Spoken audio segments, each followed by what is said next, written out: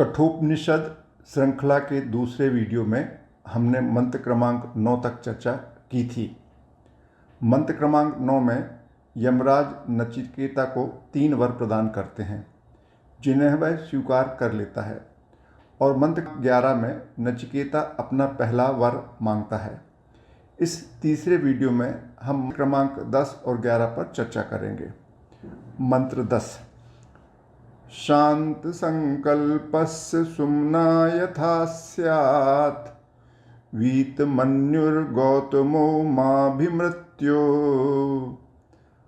त्वत्प्रसृष्टं माभिवदेत् प्रतीत एतत्त्रयाणां प्रथमं वरं वृणे। अर्थ: यमराज, मैं 3 वरों में से पहला वर मांगता हूँ कि मेरे पिता शांतचित्त तथा प्रसन्नचित्त हो जाएं और उनका मेरे प्रति जो क्षोभ और क्रोध है वह समाप्त हो जाए। आपके द्वारा वापस भेजे जाने पर जब मैं वापस पहुँचूँ तब वे मुझे पहचान लें और मुझसे प्रेम पूर्वक बातें करें। मंत्र 11। यमराज द्वारा वर प्रदान करना। यथा पुरस्ताद भविता प्रतीत औद्दालिकिः आरुणिर्मत् प्रशस्तः सुखं रात्रिः शयिता वीतमन्युः त्वां ददृशिवान् मृत्युमुखात् प्रमुक्तम्। अर्थ: मेरे द्वारा विमुक्त होने पर जब तुम वापस जाओगे तब तुम्हारे पिता उद्दालक आरुणि तुम्हें पूर्ववत पहचान लेंगे और तुम्हें मृत्यु के मुख से मुक्त हुआ देखकर उनका क्रोध क्षोभ भी शांत हो जाएगा और वे जीवन की शेष रातों को सुखपूर्वक सोएंगे। आइए अब हम इन 2 मंत्रों के संदेश को थोड़ा सा समझें। यमदेव ने नचिकेता को केवल 3 वरदान दिए थे। उसने इनमें से पहले वरदान का उपयोग अपने पिता के लिए किया।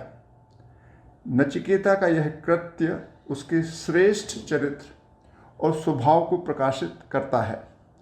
यद्यपि वह स्वयं यमपुरी में प्रसन्न यमराज के सामने अत्यंत श्रेष्ठ स्थिति में था, फिर भी उसने एक कर्तव्यनिष्ठ पुत्र के रूप में मिले 3 वरदानों में से पहले वरदान का उपयोग अपने पिता के लिए किया और पिता के लिए प्रसन्नता और शांति मांगी। वह चाहता था कि उसके पिता अपने पुत्र को मृत्यु के पास भेजने के अपराध बोध से मुक्त होकर प्रसन्नतापूर्वक सुखपूर्वक बिना दुख के रहें, उनका जीवन शांति से बीते और रात में भी वे आराम से सोएं। अपने माता पिता और अभिभावकों के प्रति यह उदात्त भाव एक श्रेष्ठ मनुष्य के विस्तार का प्रारंभ का संकेत है, जो जीवन में समस्त जीव और जड़ जगत के प्रति समानता के भाव पर जाकर रुकता है। कोई भी मनुष्य पूर्णता को तभी बढ़ सकता है जब वह अपनी श्रेष्ठ स्थिति में, अपने अच्छे समय में, अपने अच्छे दिनों में अपने मित्रों, संबंधियों और समाज के बारे में सोचे। ऐसा ही मनुष्य जीवन मुक्त हो सकता है, मोक्ष को प्राप्त कर सकता है और वसुदेव कुटुंब की भारतीय सोच को जीवंत कर सकता है। आइए हम नचिकेता के चरित्र, स्वभाव और व्यवहार को समझें और कुछ सीखें। धन्यवाद।